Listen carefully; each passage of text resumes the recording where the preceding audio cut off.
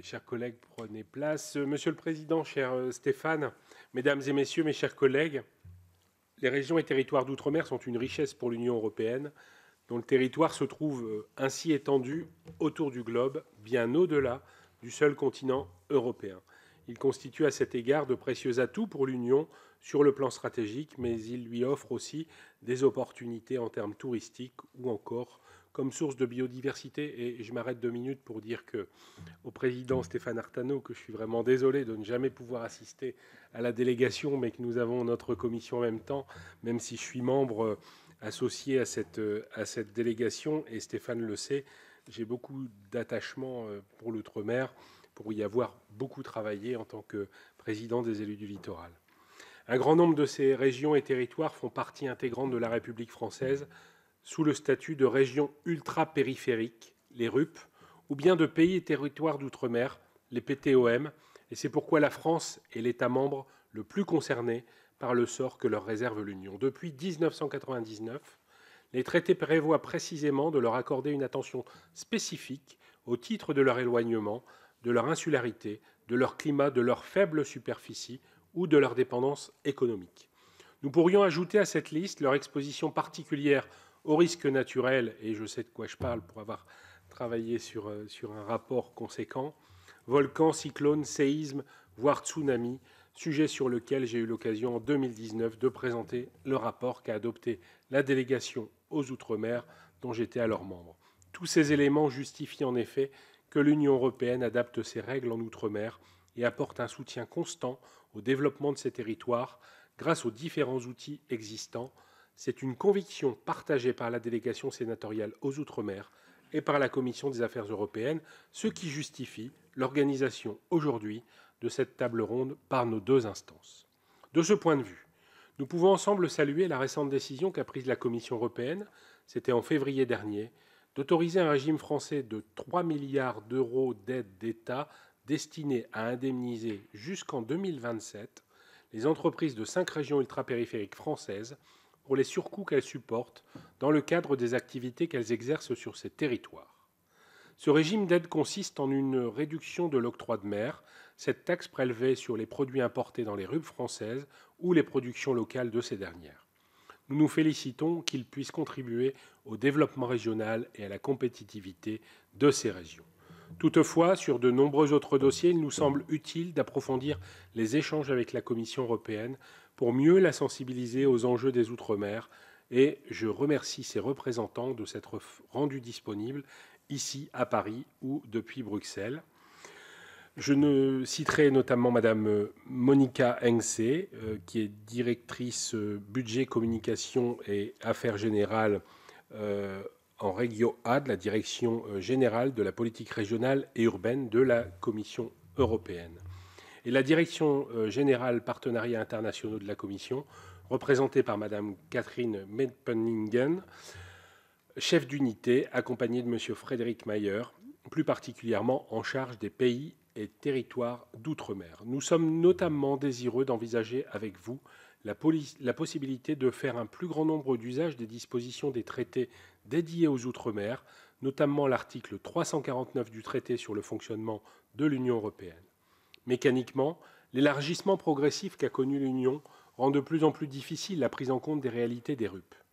L'Union comprend désormais 27 États membres, dont la plupart ignorent les problématiques des Outre-mer et l'intégration possible des États aujourd'hui candidats, situés dans les Balkans ou sur le flanc est du continent, pourrait encore occulter un peu plus les sujets ultramarins. Dans ce contexte, nous sommes particulièrement inquiets à l'approche de la révision à mi-parcours du cadre financier pluriannuel de l'Union européenne et du risque que les fonds aujourd'hui consacrés à soutenir les Outre-mer soient réduits au nom d'autres priorités incontestables comme la transition énergétique ou le soutien à l'Ukraine. Plus généralement, nous souhaiterions comprendre comment convaincre nos partenaires de la nécessité d'adapter les normes européennes aux réalités d'outre-mer. Je pense par exemple à la marque CE qui est requise sur les produits importés dans l'Union européenne. Cette exigence appliquée dans les régions d'outre-mer les empêche de s'approvisionner directement dans leur environnement régional et conduit pour importer des marchandises provenant parfois d'un pays voisin à les faire transiter par l'Union européenne. C'est ce type de décalage entre les règles et la réalité de terrain que nous avons collectivement intérêt à éviter pour ne pas entraver le développement local de ces territoires qui, je le répète, sont une chance pour l'Union européenne. Je cède maintenant la parole au président Stéphane Artano, qui est le mieux placé au Sénat pour évoquer plus en détail avec vous les réalités ultramarines. Monsieur le Président, cher Jean-François, chers collègues, Mesdames, Messieurs, je remercie vivement le Président Jean-François Rapin d'avoir pris l'initiative de réunir nos deux instances afin d'aborder les politiques européennes sous l'angle de nos territoires ultramarins. Nous estimons en effet que la France a une mission particulière à cet égard, car elle est la seule à posséder à la fois des régions ultrapériphériques, 6, et des pays et territoires d'outre-mer, les PTOM, ils sont 6 également. Ceux-ci ont fait une sorte de porte-parole des Outre-mer au plan européen afin de faire remonter de manière transversale les difficultés constatées dans des territoires qui sont, comme vous le savez, extrêmement variés. Ce n'est pas la première fois que notre délégation se saisit de la dimension européenne des politiques menées dans les Outre-mer. En juillet 2020, la délégation sénatoriale aux Outre-mer a adopté un rapport sur les enjeux financiers et fiscaux européens pour les Outre-mer, alors que nous étions en pleine négociation du cadre financier pluriannuel 2021-2027, rapport dans lequel figurait une trentaine de recommandations. La présente réunion s'inscrit d'ailleurs à nos yeux dans le cadre du suivi de ce rapport et de la prise en compte des sujets d'actualité, comme l'a fortement préconisé le groupe du travail de notre collègue Pascal Gruny. Notre objectif à l'époque était de veiller à ce que l'équilibre budgétaire pluriannuel ne soit pas défavorable aux Outre-mer et de mieux faire entendre leur voix auprès des institutions françaises et européennes. La délégation avait ainsi organisé de nombreuses réunions et surtout un déplacement à Bruxelles, ce qui lui avait permis d'entendre au total une quarantaine de personnalités. Presque 3 ans après sa sortie et un mois du prochain comité interministériel des Outre-mer, le SIOM, sous l'égide de la Première ministre, où en sommes-nous? Comme l'a dit le président Rapin, nous attendons de nos invités un certain nombre d'éclairages. Pour notre part, les sujets sur lesquels nous souhaitons vous entendre, mesdames et messieurs, sont en liaison avec des travaux récents menés par la délégation, gestion des déchets, continuité territoriale et foncier agricole. Sur le dossier des déchets, je ne m'étendrai pas car la Commission des affaires européennes devrait examiner prochainement une proposition de résolution de nos collègues Gisèle Jourda et Viviane Malet, suite à leur remarquable rapport sur ce sujet, auquel je vous suggère de vous reporter. Dans leurs recommandations, il y a notamment le projet de faire du secteur des déchets et de l'économie circulaire un des champs prioritaires d'adaptation des normes et des aides européennes aux réalités des RUP, conformément à l'article 349 du traité sur le fonctionnement de l'Union européenne. Dans ce même registre, le rapport appelle aussi à l'adaptation du règlement européen sur les transferts de déchets aux contraintes particulières des Outre-mer et à l'ouverture de discussions dans le cadre de la Convention de Bâle, afin de conclure des accords régionaux pour le traitement de déchets des Outre-mer.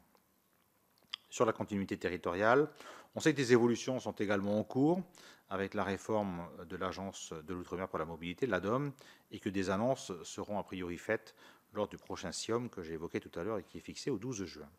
J'insisterai donc davantage sur le secteur agricole. Les rapporteurs de notre délégation, Vivette Lopez et Thani Mohamed Solili, que je salue ici, qui reviennent de Martinique, où ils ont pris la mesure du défi de l'autonomie alimentaire pour ce territoire et de la nécessité d'une revalorisation des enveloppes communautaires allouées à l'agriculture ultramarine via le POSEI, notamment pour faire face à l'augmentation des coûts de production. Sur place, il y a beaucoup été question des ravages de la Saccospirose noire, ce champignon présent partout aux Antilles, qui progresse de façon exponentielle et exceptionnelle, et qui est à l'origine d'une chute très importante des tonnages récoltés de bananes, baisse de plus de 20% en 2021. Mais l'usage de nouvelles techniques génomiques, qui pourraient être une solution, nécessite un cadre juridique spécifique qui relève de la compétence de la Commission. Vous nous direz peut-être si ce cadre avance ou non. La question de l'adaptation du règlement général d'exemption par catégorie, le RGEC, notamment pour faciliter et accélérer encore la transition écologique et numérique européenne, et celle de l'adaptation des politiques européennes en matière de pêche sont également au cœur des préoccupations de nos territoires. L'aide au renouvellement des flottes de pêche notamment, bien qu'autorisée par principe par la Commission européenne en février 2022, n'est toujours pas mise en place et nous espérons que vous nous en donnerez les raisons. Enfin, sur les fonds FEADER et FEDER, la demande de simplification des procédures d'attribution des aides est unanimement partagée pour permettre la relance des productions. Voilà en quelques mots les raisons pour lesquelles nous sommes particulièrement heureux d'échanger avec vous. Je redonne la parole au président Rapin en le remerciant une nouvelle fois pour l'occasion qui nous est donnée de faire ce focus européen très opportun. Merci Stéphane, et pour ne pas perdre de temps, puisque derrière nous avons les questions d'actualité, je vais passer la parole tout de suite à Madame Monica Hengsé, peut-être à Madame Monica Hengsé, que j'ai présentée tout à l'heure et qui va peut-être se représenter. Allez-y. La voilà. On vous voit très bien, et je pense qu'on va vous entendre. Et on vous entend. Bonjour, j'espère que vous m'entendez. Désolée qu'on ne pourrait pas être là aujourd'hui avec vous à Paris. En fait, le train était annulé. Donc, c'était avec un petit peu d'urgence que je me connecte ici en travers de l'ordinateur. Donc, Monsieur le Président Rapin, Monsieur le Président Artano, chère Madame, Monsieur les sénateurs, je suis ravie d'être parmi vous lors de cette table ronde consacrée aux relations entre l'Union européenne et les Outre-mer de la Commission des affaires européennes du Sénat français et la délégation sénatoriale à l'Outre-mer. Aujourd'hui, nous offre une excellente occasion de discuter la stratégie européenne pour les régions ultrapériphériques. Bien évidemment, on parle ici des régions françaises ultrapériphériques, donc c'est Guadeloupe, Réunion, Martinique, Saint-Martin, Mayotte et Guyane, mais aussi les autres régions ultrapériphériques qui se situent au territoire en Amérique du Sud ou aux Caraïbes ou dans l'océan Atlantique, notamment Madère, les îles Canaries et aussi l'Azore. Ces régions font partie intégrale de l'Union européenne et ces citoyens sont les Européens. Et c'est pourquoi c'est tellement important pour nous dans la Commission européenne de s'assurer que ces citoyens et régions si éloignés peuvent profiter quand même les avantages de l'Union européenne. Ces régions ont des atouts uniques, une biodiversité très riche, une situation stratégique, par exemple pour le lancement des satellites ou la recherche scientifique, ainsi que des zones maritimes étendues et la proximité avec des autres continents. La crise ukrainienne, malheureusement, a renchéri le coût des transports, de l'énergie et des aliments, présente un nouveau défi pour ces régions si dépendantes des produits et des services importés. Avec notre communication, donc la stratégie qui a été déjà mentionnée, adoptée en mai, la Commission s'est pleinement engagée à continuer à soutenir les régions ultrapériphériques. Nous voulons contribuer à combler le fossé en matière de qualité de vie entre ces régions et le reste de l'Union européenne. C'est pourquoi la politique de cohésion, qui est déjà mentionnée aussi aujourd'hui, est aussi importante. Et c'est aussi dans cet esprit que nous allons à la rencontre de chaque région ultrapériphérique, que nous renforçons le dialogue et que nous apportons le soutien adapté. La commissaire Elisa Ferreira, vient de lancer une approche aussi bilatérale avec chaque région. Elle va rencontrer chaque région à son niveau, je pense en automne, pendant la conférence des présidents des régions ultrapériphériques. Cette nouvelle stratégie met les citoyens au premier plan et vise l'amélioration du niveau de vie, l'amélioration de l'accès aux infrastructures et aux services de base. Je pense, pour parvenir à cet objectif, la stratégie vise à soutenir la relance et la croissance durable de ces régions. Fondée sur la double transition, bien évidemment, verte et numérique, mais fondée aussi sur les atouts et potentiels de chaque des régions, leur stratégie et développement pour les aider de diversifier leurs économies, de créer des emplois et de rendre leur croissance le plus forte et le plus durable. Donc, la Commission a bien sûr déjà commencé à mettre en œuvre cette stratégie et notamment on a inscrit les priorités et les préoccupations de ces régions dans un grand nombre de législations européennes. Vous avez mentionné l'importance d'utiliser pleinement les dispositions de l'article 389 dans le traité. C'est pourquoi, depuis le début de la mandat du commissaire Elisa Ferreira, on a déjà intégré ces préoccupations des RUP dans presque de 70 initiatives, transportant leurs spécificités. Juste pour mentionner quelques-uns, par exemple, la Pacte vert de l'Europe, la Commission s'est engagée à accorder une attention particulière aux RUP, tenant compte de leur vulnérabilité aux changements climatiques et aux catastrophes naturelles. La stratégie de l'Union européenne pour la biodiversité. Là aussi, la Commission s'engage à mettre accent sur la protection et restauration des écosystèmes des régions ultrapériphériques. Le plan d'action pour l'économie circulaire, vous avez mentionné la question des déchets, aussi prévoit à élaborer des solutions sur mesure pour les RUP et les îles aussi en tenant compte de leurs défis et des contraintes spécifiques. Le transport, c'est un secteur vraiment important, étant donné la situation géographique de ces RUP. La proposition sur les réseaux transeuropéens de transport étend la couverture géographique des quarts de réseau à diverses infrastructures de transport des RUP, les rend ainsi éligibles à un financement de mécanismes pour l'interconnexion de l'Europe et crée des conditions spécifiques pour les RUP. Le paquet législatif Fit for 55, en particulier concernant la révision des systèmes d'échange de quotas, aussi maintiennent une exception jusqu'à 2030 pour les vols domestiques vers et en provenance des RUP pour répondre à leurs besoins de connectivité à faciliter la continuité territoriale. Et c'est le même cas pour les voyages maritimes. Donc voilà quelques exemples importants, je pense, comment la Commission européenne suit cette stratégie en inscrivant les préoccupations des RUP dans les propositions et la législation.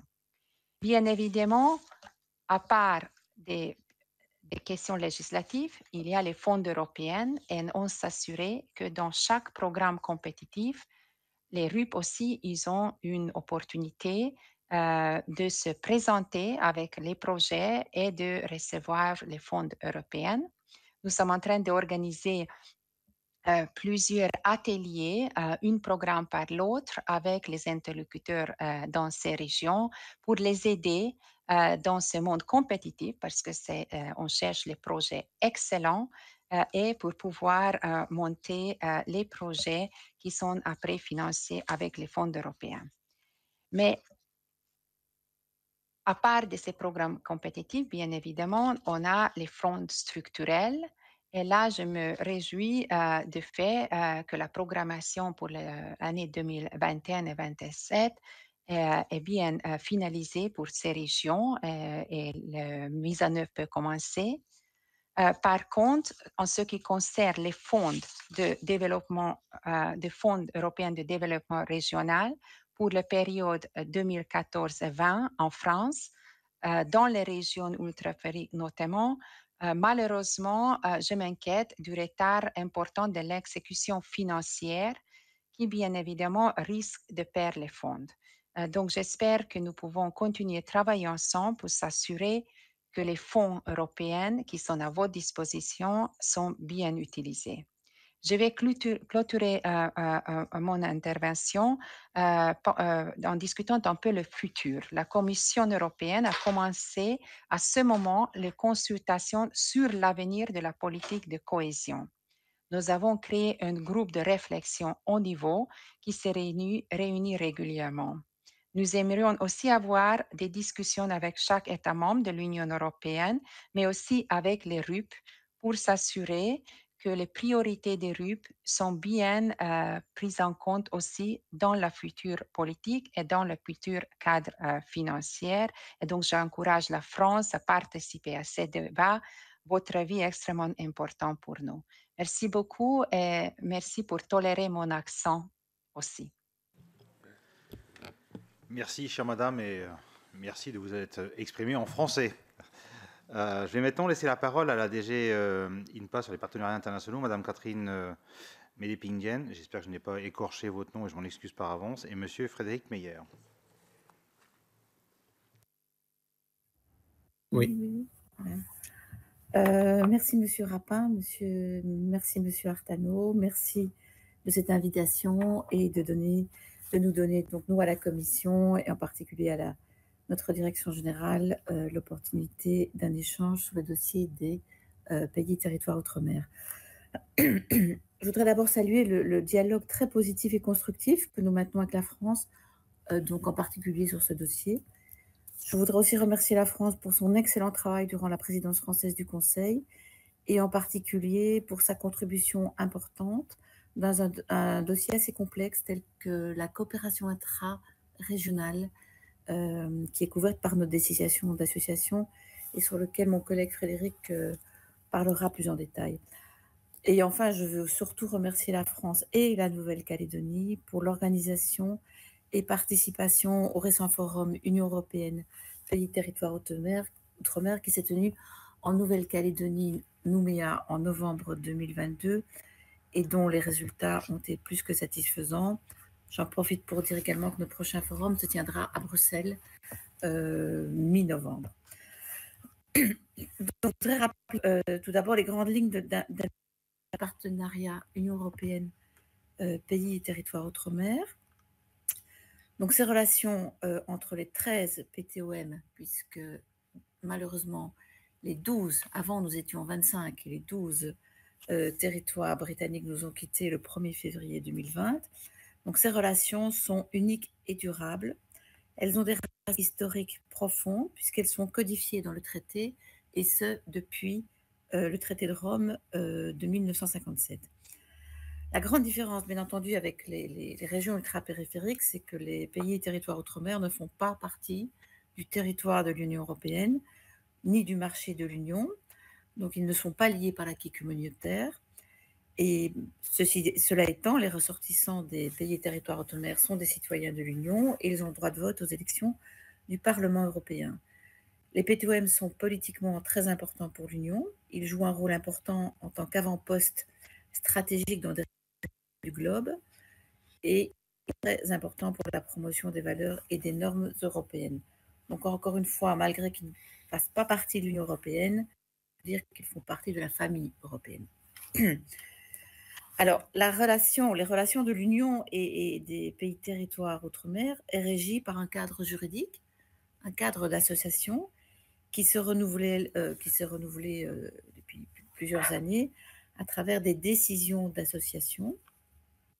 Ces décisions d'association promeuvent à chaque fois un dialogue politique continu avec ces pays et les États membres concernés, donc la France, le Danemark et les Pays-Bas.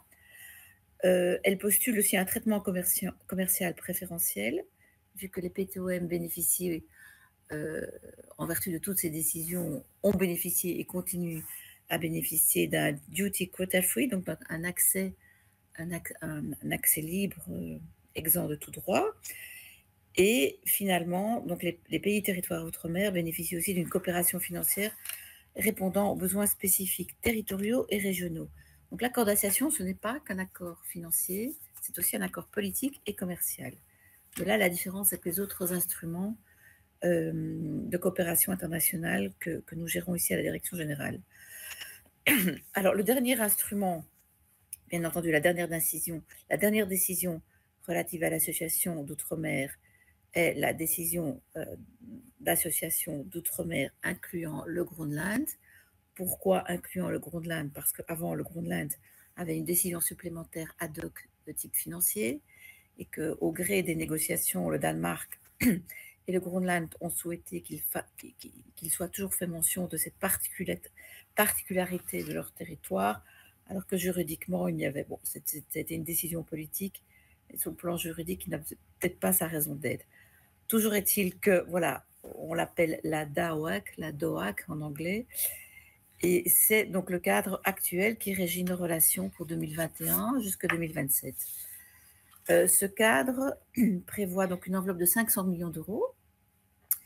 Il a augmenté de 5% par rapport à la période 2014-2020, 5% sur papier, puisque, bien entendu, avec l'inflation, ce chiffre est peut-être un petit peu optimiste.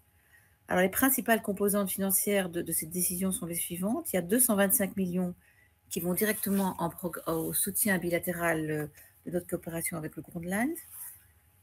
Pourquoi autant pour le Groenland? Et bien entendu, tout cela s'explique par des questions de relations historiques liées en grande partie à l'existence d'accords de pêche tout à fait bénéfiques pour l'Union européenne. Je dis ça parce que c'est important. Si un jour les relations, les accords de pêche devraient souffrir quelques problèmes, il faudrait peut-être rappeler dans les futures négociations que cette importante somme est liée donc à l'existence d'un accord de pêche bénéfique pour l'Union européenne. Nous avons également 164 millions d'euros sous forme de subventions pour un soutien programmable bilatéral donc pour le développement des 12 autres PTOM, donc autres que le Groenland. Et nous avons une enveloppe de 76 millions pour les programmes régionaux, donc 15 millions pour une coopération intra-régionale qui est un instrument pas tellement novateur, mais sur lequel nous essayons pour l'instant, au regard de nouvelles stratégies politiques, de mettre un peu plus l'accent. Mon collègue vous en parlera plus en détail. Donc, au-delà de cette décision donc, qui est centrale dans notre relation avec les PTOM, il faut aussi rappeler que les PTOM ont accès, au même titre que les représentants des États membres, à tous les programmes européens, sauf exception. Donc, ils ont accès à Erasmus+, Horizon Europe, COSME, LIFE. Mais là, bien entendu, ce n'est pas sous la forme d'une enveloppe allouée ad hoc, mais sous la forme de concurrence classique, donc appel à projet, ils peuvent postuler. Ils ont aussi accès à notre grand instrument de coopération NDC Global Europe, où ils ont accès à une enveloppe thématique et aux actions d'urgence. Ils restent bien entendu tout à fait éligibles à l'aide humanitaire. Pour l'instant, nous avons une évaluation de cette décision qui est en cours, qu'on appelle l'évaluation à mi-parcours. Elle est en cours, donc elle couvre tous les instruments financiers, donc en ce compris la décision d'association. Ce rapport sera produit donc sur base d'une évaluation indépendante faite par des évaluateurs indépendants. Elle sera produite, disons, fin février 2024, et la consultation publique est en ligne et elle est en cours jusqu'au 23 juin. Le rapport final sera présenté devant le Parlement européen. Par ailleurs, je dois mentionner également qu'il y a une évaluation stratégique de notre coopération avec tous les PTOM qui est prévue pour 2024 et elle couvrira plusieurs années et sera centrée sur donc, les résultats et ses impacts. La dernière évaluation stratégique couvrait la période 99-2009. Alors, au sujet de l'avancement de notre coopération, à ce jour, je dois dire que nous faisons preuve d'un très très bon niveau de mise en œuvre de programmation, donc, puisque nous avons adopté 14 des documents de programmation avec les PTOM, donc ceux-ci ont été adoptés. En particulier pour les PTOM français, nous avons adopté pour la Nouvelle-Calédonie le programme sur la transition énergétique, 30,9 millions. Pour la Polynésie française, un programme sur la gestion durable de l'eau de 31,1 millions. Pour Saint-Barthélemy, 2,5 millions sur la réduction des risques de catastrophes. Pour les terres australes et antarctiques françaises, 4 millions d'euros sur la protection de la biodiversité marine. Pour Saint-Pierre-et-Miquelon, 27 millions sur le tourisme durable. Et nous attendons bientôt que pour Wallis-et-Futuna, nous attendons donc d'adopter très prochainement un projet de 20,4 millions pour le développement socio-économique durable. Donc, tous ces programmes donc, porteront donc, sur un domaine prioritaire lié à l'action climatique, et donc il mettra donc l'accent sur le Green Deal, le pacte vert. De plus, ces programmes sont en phase avec les priorités de la Commission européenne, qui sont pacte vert, adaptation à l'ère numérique, économie au service des personnes, etc. Et toutes ces priorités sont également en ligne avec la nouvelle stratégie Global Gateway et la stratégie Indo-Pacifique. Donc, il est à noter aussi que la principale modalité de mise en œuvre des programmes est l'appui budgétaire, qui consiste à fournir directement les ressources financières au gouvernement des territoires partenaires afin de soutenir leur politique sectorielle et de développer leur capacité institutionnelle. Donc, cela se traduit par différents avantages. D'abord, il y a une appropriation par les territoires partenaires, il y a un renforcement de la planification et de la gestion des finances publiques, il y a une réduction des coûts de transaction, un alignement sur les politiques territoriales, une certaine flexibilité, en bref, une promotion de la transparence et de la redevabilité. Que dire de plus? Peut-être un mot sur la stratégie Global Gateway, puisque c'est un terme assez nouveau et sur lequel, en général, le grand public nous demande souvent des explications. Donc, la stratégie Global Gateway, dite passerelle mondiale en français aussi, est simplement une stratégie de priorisation d'investissement de nos ressources existantes, jointes ou pas à celles d'États membres qui le souhaitent, et qui part du constat qu'au niveau mondial, nous avons un déficit d'investissement dans des secteurs importants. Ces secteurs sont le numérique, l'éducation, l'énergie, le transport, l'éducation, la santé et la recherche. Donc, ce Global Gateway, donc, qui a été décidé par la Commission von der Leyen en collaboration avec le service diplomatique, l'EAS, a mis sur la table un package de 300 milliards afin de porter, de renforcer ces secteurs. Donc, nous pensons que la coopération actuelle avec les P2M rentre parfaitement en ligne avec cette stratégie qui est très très importante et qui donnera un peu plus de visibilité aussi au travail de l'Union européenne qui, nous le regrettons, manque parfois justement de cette visibilité. Donc il s'agit d'un grand plan Marshall, d'un grand programme d'investissement.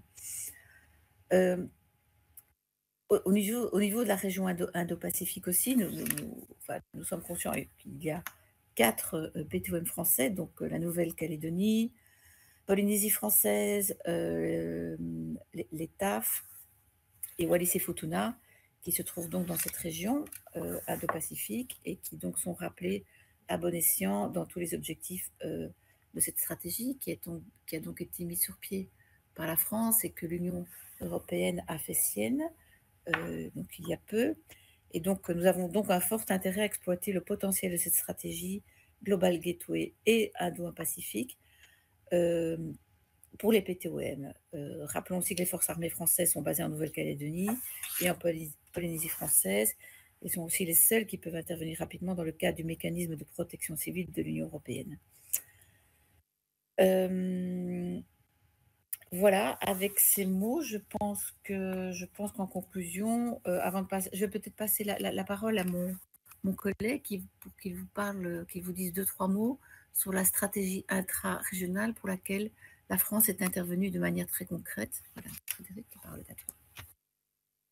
Bonjour, chères sénatrices, chers sénateurs. Donc, juste un mot sur ce nouveau instrument qui s'intègre dans le cadre de la DOAG.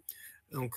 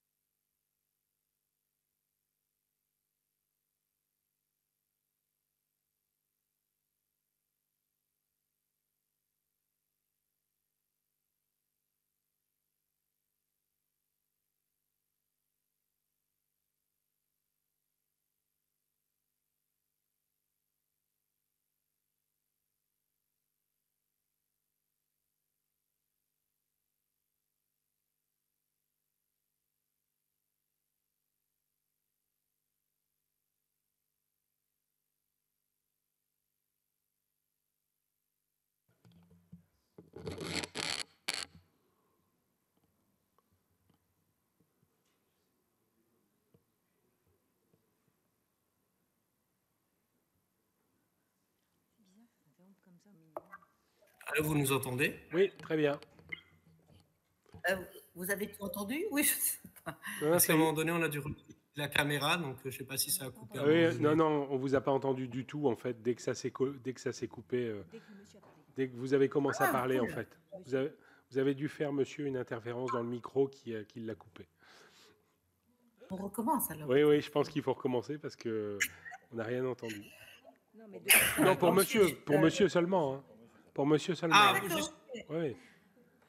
Ah, d'accord. Non, sinon, vous auriez été prévenu avant. Quoi. D'accord. Non, mais c'est du coup, de mon côté, c'était juste pour signaler qu'on mobilise pour la première fois une enveloppe pour les fonds, enfin, la coopération intra-régionale. On sait que c'est une grande marque de fabrique européenne. Et je pense que ma collègue de la DG Regio aussi le connaissait sur le bout des doigts, tout ce qui est de plus forte résonance, comme les programmes Interreg.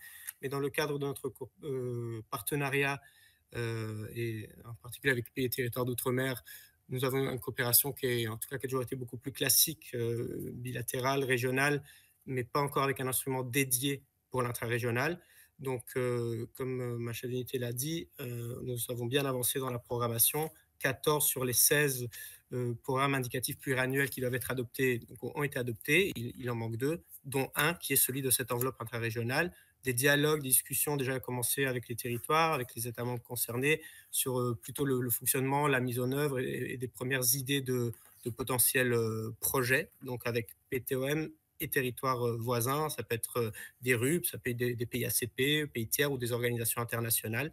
Donc là, cette année, l'objectif pour nous est d'avancer dans les dialogues sur la mise en œuvre pratique de cet instrument, adopter le programme indicatif pluriannuel d'ici la fin de l'année pour que des premières idées de projet puissent être soumises entre la fin 2024 et 2025, avec des mises en œuvre qui vont s'étaler jusqu'à la fin de la période de programmation, qui est en 2027. Donc il y a 15 millions d'euros qui sont dédiés dans le cadre de la DOAG, spécifiquement pour cette coopération intra-régionale. Voilà, c'était les mots sur cette enveloppe. Et là, du coup, vous n'avez pas dû entendre la conclusion de Catherine. Vas-y, Catherine. Ouais. Bon, donc, j'avais conclu en disant qu'à l'heure du changement climatique, de la mise en péril des écosystèmes, en rappelant que quand même les PTOM concentrent, à tout le moins en 2020, ils concentraient PTOM britannique inclus 80% de l'écosystème mondial. Donc, à l'heure des bouleversements politico-stratégiques, l'Union européenne reste plus que jamais engagée auprès des pays et territoires outre-mer. Je rappelle aussi que l'Union européenne va ouvrir bientôt, enfin la Commission européenne va ouvrir, de la même manière qu'elle a ouvert un bureau en Nouvelle-Calédonie, nous allons ouvrir un bureau à Nuuk, au Groenland, septembre-octobre, c'est prévu. Donc voilà. Et alors j'allais terminer en mentionnant aussi que à Nouméa, nous avions reçu une demande de la France que la Commission soumette également un projet de communication sur les PTOM, au même titre que nous avons déjà à la Commission un projet une communication sur les régions ultra-périphériques qui a été renouvelée déjà une fois. Donc voilà, simplement pour vous dire que nous n'avons pas oublié cette suggestion, nous travaillons dessus. Donc voilà, donc je vous remercie de votre attention et nous restons à votre disposition pour toutes vos questions. Merci de votre attention. Merci beaucoup à vous de toutes ces informations. Je vais laisser maintenant la parole à nos collègues, à la fois de la délégation et aussi de la commission, qui veut se lancer. On a parlé fonds, on a parlé argent, différence entre RUP et PTOM. Tani. Oui, merci, Président. Et je remercie aux intervenants de leurs observations. J'ai comme l'impression que, à la fois, comme vous l'avez dit, la présence et l'action de l'Union européenne dans nos territoires est extrêmement importante, mais ignorée, en tout cas pas suffisamment connue, pas suffisamment mise en valeur. Est-ce que vous avez la même impression et le cas échéant, que pourrait-on faire pour mieux valoriser cette action? parce qu'il ne s'agit pas que d'actions, il s'agit aussi de valeurs qui sont partagées dans ces territoires. Merci. On va prendre une deuxième question, Joël Garriaud-Mellam.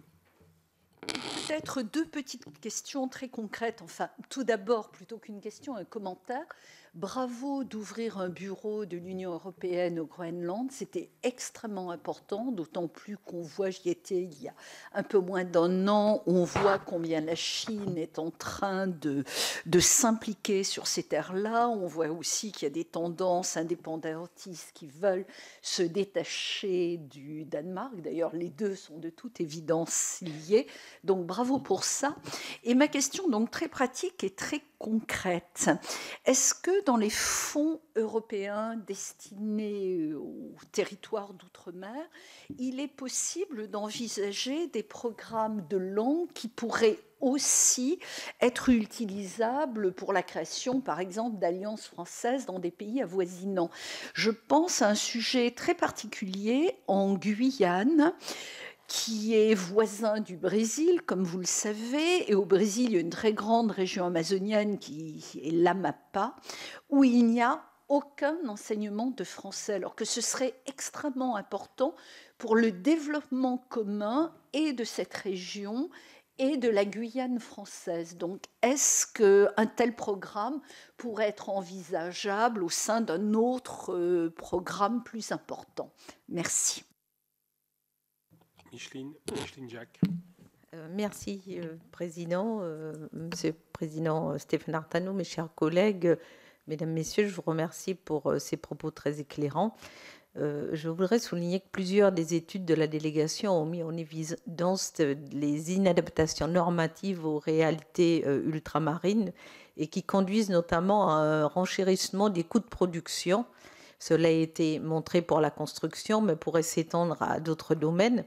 Pensez-vous qu'il existe une volonté de prendre ce sujet à bras-le-corps en élaborant par exemple un référentiel d'équivalence qui faciliterait les échanges commerciaux dans les zones régionales? Dans un contexte par surcroît de prise de conscience de l'empreinte carbone, faut-il maintenir les conditions d'échange exclusivement avec l'Union européenne? Merci. Jean-Yves Lecomte. Oui, merci. Je me lance, même si en étant tardivement, je ne sais pas si le sujet a été abordé, mais en général, on ne l'aborde pas en même temps que les Outre-mer, alors que de temps en temps, il faut les lier, je crois. C'est la question, la conjugaison des questions migratoires, du pacte migratoire européen et des questions ultramarines. Pour ce qui nous concerne, la France, un certain nombre des territoires et départements d'outre-mer ne sont pas dans l'espace Schengen. Et finalement, en fait, c'est comme si sur ces territoires, rien de ce qui est négocié au niveau européen en matière de pacte asile-migration n'était valable sur ces territoires qui sont aussi des territoires européens.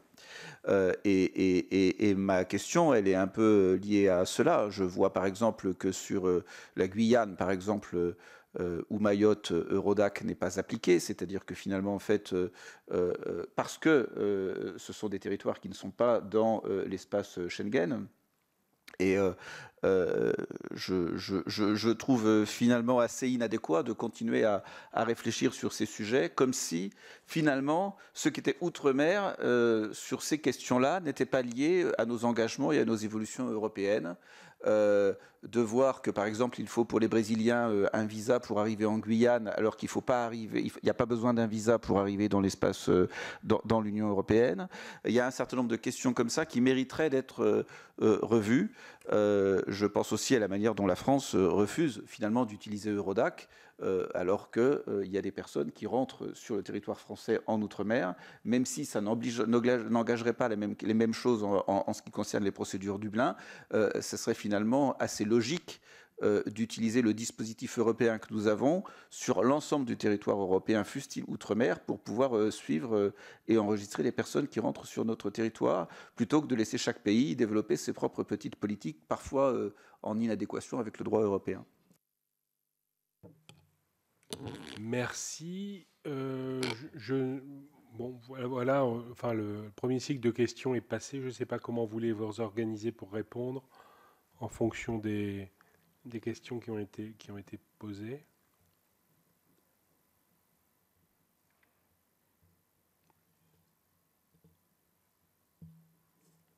Madame Engse, oui. D'accord, je vais commencer après ma collègue de INPA pour continuer. Donc, il y avait la question comment on met en valeur tout le travail que la Commission fait en fait dans ces territoires.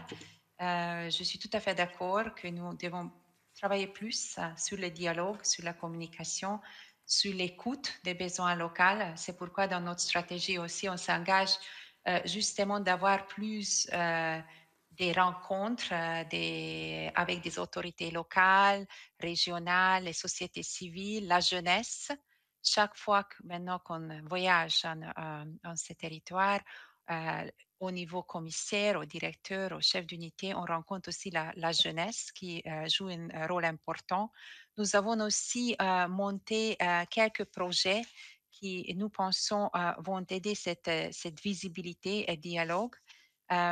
On est en train de lancer un projet de 1 million d'euros pour des actions par les jeunes dans les RUP. Donc ça, c'est un appel à proposition où n'importe quel jeune peut recevoir un peu de soutien européen pour monter son projet qu'il pense qu'il va avoir un impact dans son communauté locale. Je pense que ces actions nous aident aussi d'aider ces jeunes et que ces jeunes deviennent des ambassadeurs, si vous voyez, de l'Union européenne et de la Commission dans ces territoires. La commissaire aussi, elle essaye de visiter chacun de ces régions ultrapériphériques. Elle était il y a 2 semaines, je pense, à Réunion. C'était le 40e anniversaire de la collectivité territoire de la Réunion. Et elle a resté plusieurs jours pour visiter les projets. Elle a visité vingtaine de projets avec les journalistes, les projets financés avec des fonds européens, bien sûr cofinancés par la France. Et je pense que ces types d'actions aident la compréhension, mais aussi nous aide à écouter et comprendre mieux les besoins. Donc, c'était une des questions que je voulais répondre.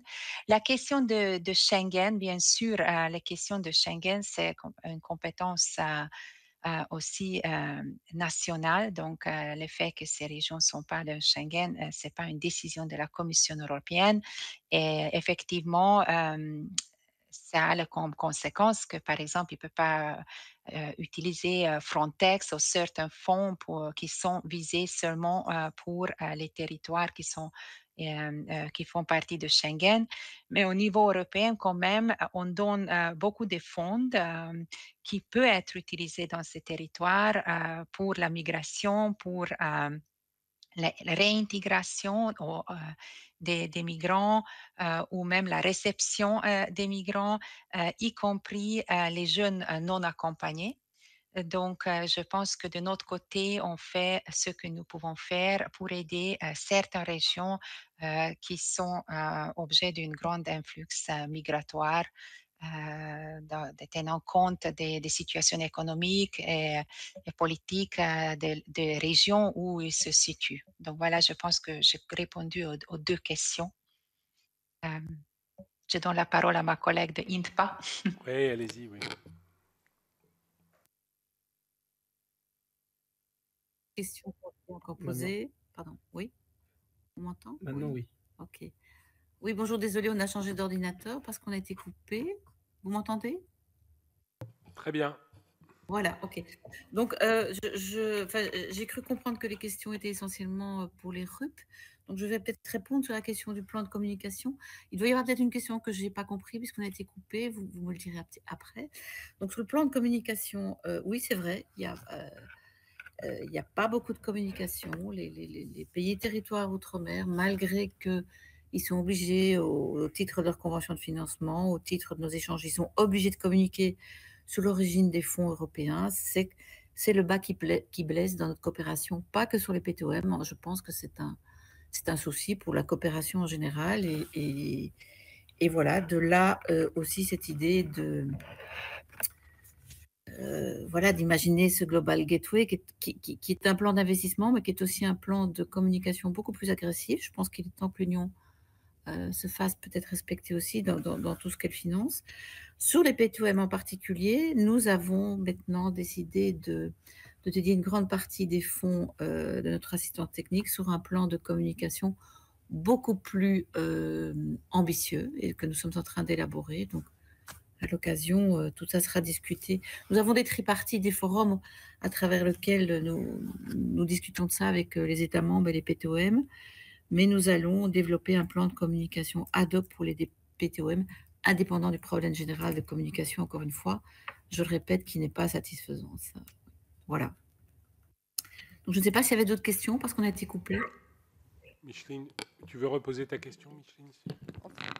Ma question était plus destinée aux régions ultra-périphériques sur les inadaptations normatives aux réalités ultramarines qui conduisent à un renchérissement des coûts de production et qui a été montré par exemple pour la construction et qui pourrait s'étendre à d'autres domaines. Donc je voulais savoir s'il existe une volonté de prendre ce sujet à bras-le-corps en élaborant par exemple un référentiel d'équivalence qui faciliterait les échanges commerciaux dans les zones régionales.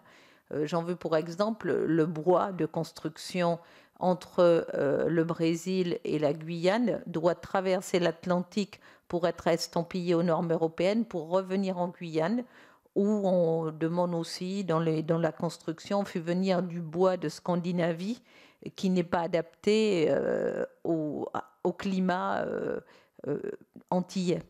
Donc, c'était dans ce cadre-là. Et puis aussi la prise en compte donc, de l'empreinte carbone et qu'il faut-il maintenir ces conditions d'échange exclusivement avec l'Union européenne. Oui, merci. Effectivement, c'est plus une question destinée au RUP.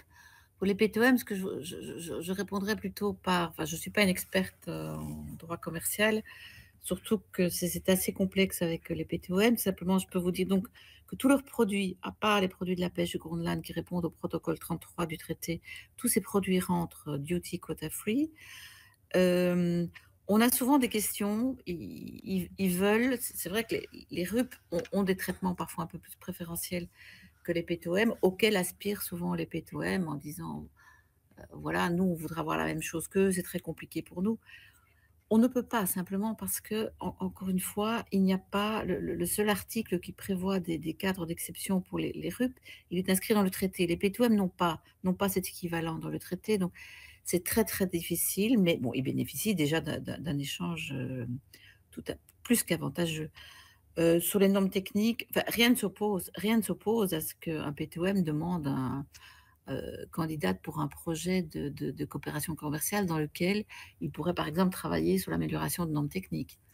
Mais nous n'avons pas eu ce genre de demande encore à ce jour. Voilà. Peut-être je vais essayer aussi de répondre donc, parce que j'ai bien compris que maintenant c'est une question sur les RUP. Donc effectivement, conscient du fait qu'il y a des difficultés parfois quand une réglementation européenne demande une certification ou le marque CE ou n'importe quelle certification pour l'importation au sein de l'Union européenne. Et quand l'autorité qui donne cette certification se trouve au continent et donc effectivement un produit spécifique, comme vous avez expliqué, doit traverser l'océan et après revenir. Je sais qu'il y a les discussions qui sont menées, qui sont en cours, par exemple, en ce qui concerne les directives européennes sur l'énergie renouvelable. C'est les directives où il y a les contenus de chaque produit qui est de l'énergie renouvelable ou non, et beaucoup de questions de certification. Et là, la question des RUP, des questions spécifiques, est discutée. Donc, je ne sais pas quelle est la conclusion de cette discussion, non, mais je vais me renseigner. Et aussi, on est toujours prenante aussi par écrit. Si vous pouvez élaborer votre question, on va aller à la recherche de la réponse plus spécifique. Annick Petrus souhaitait poser une question. Oui, bonsoir à tous. ma question est la suivante. Vous venez d'évoquer une possibilité pour les jeunes des territoires RUP de pouvoir être aidés par les fonds européens pour monter un projet impactant pour leur territoire. Ma question est la suivante. Généralement, lorsqu'un jeune a un projet, et pour les entendre très souvent, je sais qu'il y en a beaucoup, et que les projets sont intéressants. Le problème, c'est le préfinancement. Nous savons tous que l'Europe ne préfinance pas. Ce jeune qui a un projet intéressant, que ce soit pour lui ou son territoire, n'a pas la possibilité de préfinancer ce projet en attendant, j'ai envie de dire, le remboursement de l'Europe. Est-ce qu'il y a quelque chose de prévu pour que ce jeune-là puisse monter son projet en sachant qu'il n'a pas les fonds de départ? Est-ce que ça pourrait être un préfinancement par sa collectivité territoriale, par son territoire? Est-ce que c'est possible? Et est-ce que vous, au niveau de l'Europe, vous avez une solution qui pourrait aider un jeune à monter un projet, un jeune qui évidemment n'a pas d'argent au démarrage comme ça? Allez-y, oui. Le projet sur la jeunesse.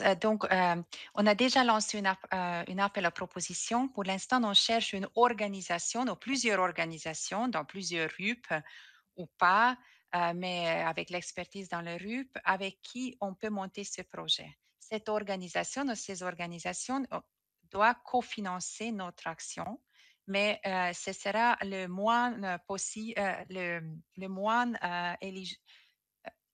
S'assurer que vraiment le cofinancement sera le minimum requis par notre réglementation. Donc, je pense qu'il s'agit de 5% ou quelque chose comme ça de ce projet. Une fois qu'on a trouvé un partenaire ou plusieurs partenaires avec qui on va travailler, on espère bien que avant l'été ou automne, on lance l'appel aux propositions des jeunes. Et là, je vous assure, il n'y a pas question qu'on va demander les jeunes à préfinancer. Donc, ils vont recevoir, je pense, entre 500 et 1 000 euros, peut-être plus, ça dépend des projets, pour développer leur projet. Et il s'agit des jeunes, vraiment les jeunes, ils peuvent être aussi les enfants légalement, donc 16 ans, 17 ans. Bien entendu, dans ce cas-là, on espère qu'il y a une professeure ou l'enseignant il va aussi participer pour s'assurer quand même que les fonds européens sont bien mis à la disposition de ce projet.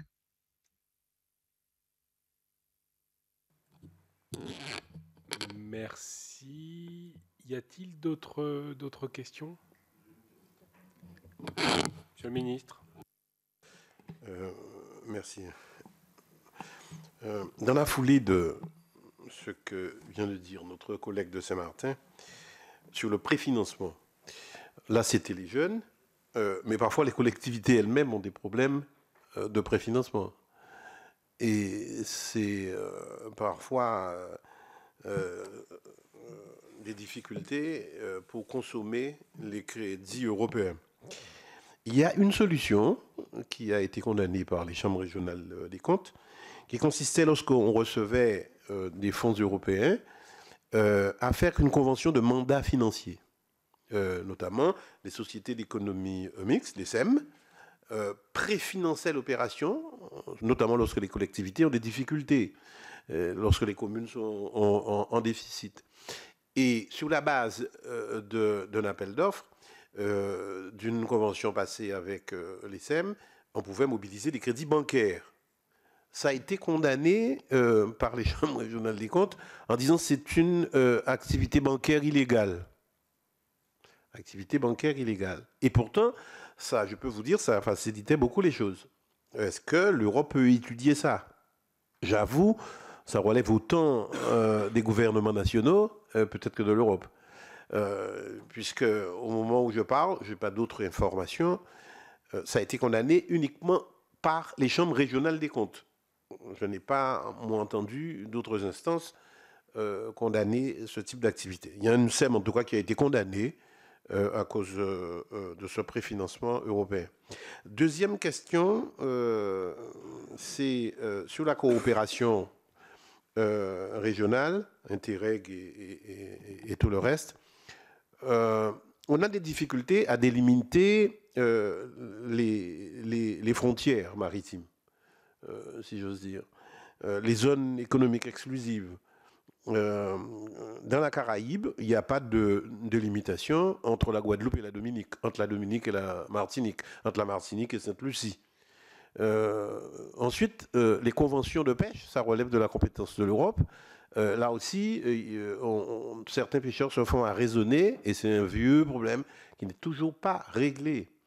Même chose en matière de coopération judiciaire, policière. Bon, pour les démonstrations et les exercices faits par les armées, ok. Mais sur le judiciaire, on a des difficultés sur, par exemple, avoir des officiers de liaison dans ces pays-là. Alors qu'aujourd'hui, on est membre de l'OECS, l'Organisation des États de la Caraïbe orientale, mais on a des difficultés en disant que, écoutez, vous appartenez à la France, c'est à la France à régler ça. La France nous dit, mais non, l'Europe ne veut pas pour délimiter les frontières. Ça relève d'une compétence nationale. Les conventions de paix, ça relève de compétences de l'Europe. On a de vrais problèmes. Et puis, ce que le collègue Lecomte a évoqué, c'est un vrai sujet.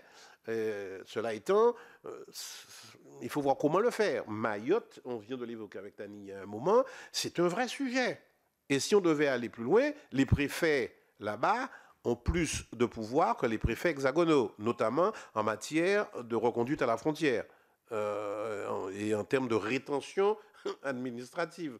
Personne ne soulève ce problème, mais si on devait le poser, je peux vous dire, ça poserait de vraies difficultés pour les parlementaires que nous sommes. Voilà.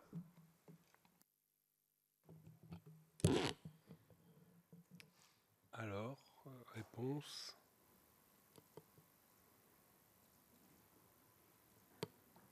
Qui veut répondre? De cofinancement.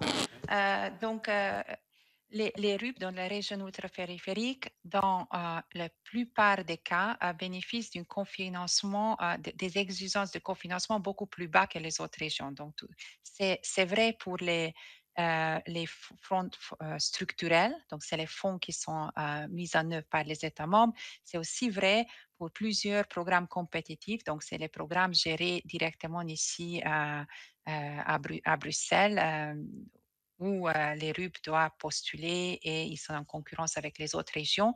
Mais s'ils gagnent un projet, le taux de cofinancement pour eux sera moins élevé. Donc, l'Union européenne va payer une plus grande partie et les monteurs de projets dans les RUP une beaucoup moins partie. En plus, nous avons monté un nombre des instruments d'urgence. Tout d'abord, pour la réponse de la crise Covid. Après, en ce qui concernait les réfugiés, donc c'est commencé avec les réfugiés ukrainiens, mais c'était aussi discuté et aussi inclus des autres réfugiés situant des autres pays. Et finalement, en ce qui concerne l'énergie abordable, donc on a introduit les flexibilités en utilisant les fonds de cohésion, des fonds structurels, où le préfinancement se monte à 100% et le cofinancement demandé des régions et des États membres est déduit et devient moins élevé. Donc, c'est en fait ces flexibilités qu'on a demandé plusieurs fois des États membres, y compris de la France, de l'utiliser, parce que c'est aide en fait de dépenser l'argent. Comme j'ai dit, il y a un problème d'exécution financière avec quelques de ces fonds. Et ces flexibilités aident à utiliser cet argent plus vite et dans les délais juridiques. Donc, il y a quelques flexibilités qui sont toujours disponibles pour avoir 100% préfinancement et un taux moins élevé de cofinancement. En question des juridiques internationales, je suis désolée, mais je ne suis pas compétente. C'est des questions très complexes en ce qui concerne les zones exclusives maritimes. C'est la loi internationale, donc je ne pense pas que je vais répondre à cette question ici. Désolée. Madame, oui, oui, allez-y. Je peux répondre, merci de me donner la parole. Oui, c'est un peu compliqué toujours de répondre par rapport aux RUP parce que ce sont des cadres juridiques tellement différents. Voilà.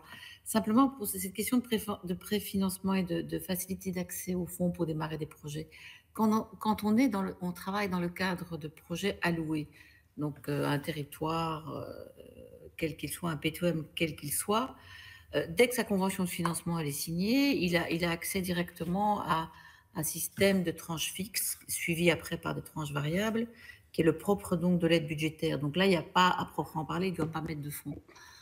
De la même manière, quand un privé, entre guillemets, donc un citoyen d'un pays territoire outre-mer, participe à un appel à proposition au même titre qu'un État membre, ce qui est déjà très avantageux, dans n'importe quel projet, programme de l'Union européenne, il postule, il ne doit pas mettre de financement non plus à la signature. Voilà, il y a des avances qui sont données par la Commission. Donc, je ne vois pas a priori chez nous un problème d'accès au préfinancement, dans le cadre de nos actions de coopération. Voilà. Oui, alors je vais juste peut-être apporter mon expérience en tant qu'ordonnateur à l'époque où je présidais ma collectivité, puisque nous sommes à Saint-Pierre-et-Miquelon PTOM. Effectivement, je vous rejoins tout à fait sur les tranches fixes et variables, mais parfois, pour impulser et enclencher un projet, il nous arrivait de faire appel à du préfinancement bancaire en attendant le versement des tranches. Voilà, ce qui nous permettait simplement de pouvoir enclencher un processus. C'est peut-être cette difficulté que pointait du doigt Victorin Lurel. Effectivement, c'est le préfinancement nécessaire dans l'attente du versement des tranches qui peuvent être décalées dans le temps au regard des contraintes des territoires. Si on prend une contrainte de saisonnalité sur un projet d'investissement, on peut être amené effectivement à bousculer le calendrier, notamment de la convention de financement, et on trouve du relais, notamment au niveau bancaire, par du crédit relais, je dirais, de type classique, me semble-t-il. Merci. Il y a d'autres interventions? Non? Bah, écoutez, je n'en vois pas. Merci, merci de votre disponibilité, mesdames et messieurs, de nous avoir accordé ce temps nécessaire pour essayer de comprendre cette organisation RUP et PTOM. Peut-être aurons-nous l'occasion de renouveler cette opération, mais en tout cas, la coopération entre nos deux structures est importante. Tant, je l'ai dit en propos liminaire, l'Union européenne a besoin aussi de l'outre-mer, et c'est important de le signaler au travers des petits événements comme cela. Je vous remercie. Bon après-midi. Oui, merci beaucoup pour l'invitation. Avec plaisir.